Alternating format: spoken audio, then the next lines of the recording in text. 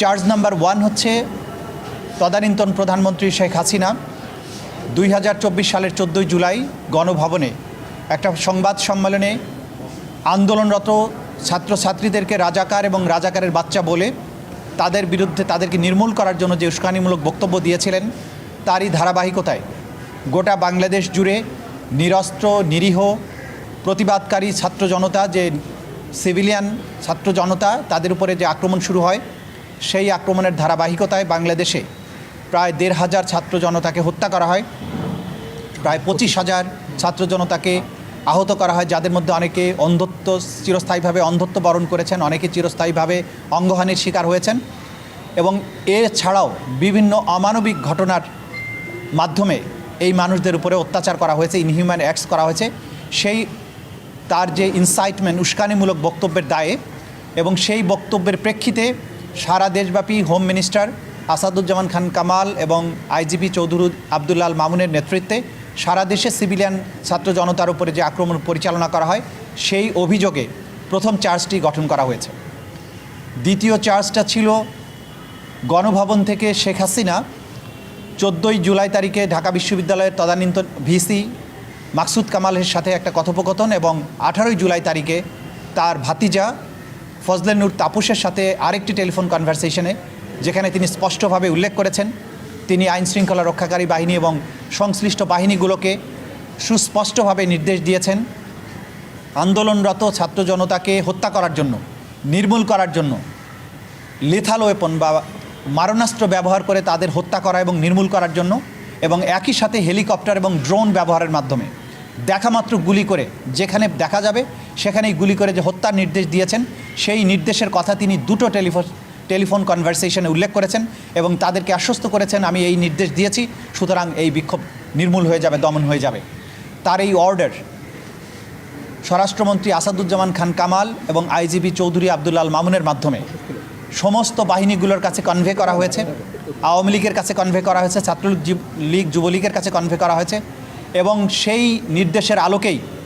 দেশব্যাপী জুলাই এবং আগস্টে 1,500 ছাত্র জনতাকে হত্যা করা হয়েছে, 25,000 মানুষকে আহত করা হয়েছে, যাদের মধ্যে চিরস্থায়ীভাবে অন্ধত্ব বরণ, চিরস্থায়ীভাবে অঙ্গহানি সহ নানান ধরনের মানবতা বিরোধী অপরাধ সংগঠন করার দায়ে তাদের বিরুদ্ধে সুপিরিয়র কমান্ড রেসপন্সিবিলিটির আওতায় অভিযোগ গঠন করা হয়েছে। তৃতীয় চার্জটি ছিল 16 জুলাই রংপুরে আবু সাইদকে হত্যা, মোটা দাগে এটা বলা যায়, এবং সেটি করা হয়েছিল শেখ হাসিনার নির্দেশের প্রেক্ষিতে, যে নির্দেশটি তার টেলিফোন কনভারসেশন থেকে রিভিলড হয়েছে এবং তার যে ষড়যন্ত্র, যেটা তিনি 14 জুলাই প্রেস কনফারেন্সে বলেছিলেন রাজাকারের বাচ্চা আখ্যা দিয়ে, তারই ধারাবাহিকতায় রংপুরে নিরস্ত্র আবু সাইদ যে দুহাত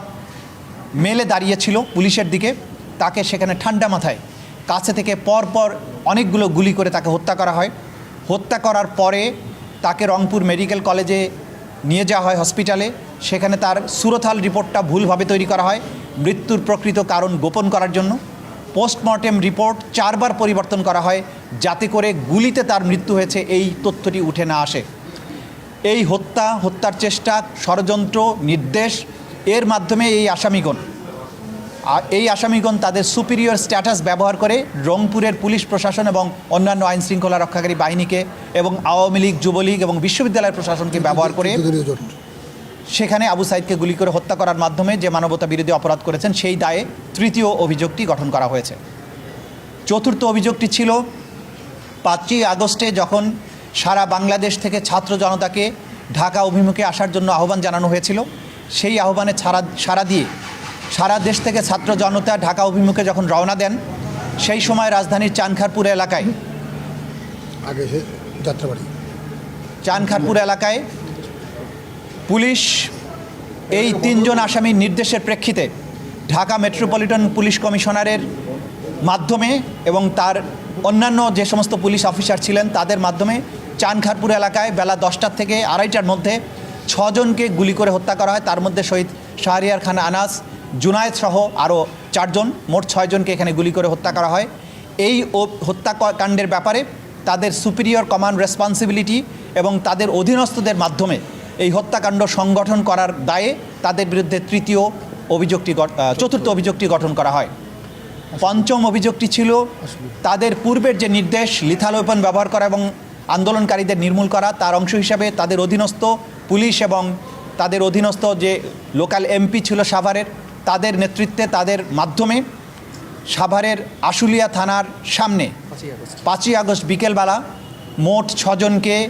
সেখানে আরও অনেককে হত্যা করা হয়। আমরা এই চার্জটা এনেছি 6 জনের হত্যাকাণ্ডের ব্যাপারে।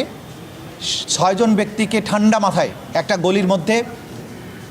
মারণাস্ত্র দিয়ে, অর্থাৎ সাবমেশিন গান, চাইনিজ রাইফেল দিয়ে সরাসরি গুলি করে হত্যা করে এই নিহত ব্যক্তি এবং একজন গুরুতর আহত ব্যক্তিকে একই সাথে প্রথমে একটা প্যাডেল ভ্যানে চ্যাংদলা করে তোলা হয়, ত্রিপল দিয়ে পেঁচানো হয়। পরবর্তীতে এই 6 জন ব্যক্তিকে আরেকটি পুলিশের কাভার্ড ভ্যানে, অর্থাৎ পুলিশ ভ্যানে তুলে সেখানে পেট্রোল ঢেলে দিয়ে আগুন দিয়ে তাদেরকে পুড়িয়ে দেওয়া হয়। যখন আগুন দিয়ে পোড়ানো হয় সেই সময়ে একজন আহত ব্যক্তি তার হাত পা নাড়াচ্ছিল, তাকে তখন উদ্ধার না করে, চিকিৎসার ব্যবস্থা না করে এই জীবিত মানুষকে সহ বাকি 5 জন শহীদকে পেট্রোল ঢেলে পুড়িয়ে দেওয়া হয় এবং আগুন না নিভিয়ে সেখানে আরও বিভিন্ন কাঠ, খড়ি, এই সমস্ত জিনিস নিক্ষেপ করে আগুনকে আরও বেশি জ্বলতে সাহায্য করা হয় এবং এই লাশগুলোকে পুড়িয়ে নিশ্চিহ্ন করে দিয়ে আলামত গোপন করার চেষ্টা করা হয়। এই নির্মম হত্যাকাণ্ড, লাশকে, আলামতকে গোপন করার চেষ্টা, এটা এই আসামিদের সরাসরি নির্দেশ, তাদের ষড়যন্ত্র এবং পরিকল্পনায় সংগঠিত হয়েছিল, তাদের অধীনস্থদের মাধ্যমে সংগঠিত হয়েছিল বলে তাদের বিরুদ্ধে এই পঞ্চম অভিযোগটি গঠন করা হয়। এই 5টি অভিযোগ পড়ে শোনানো হয়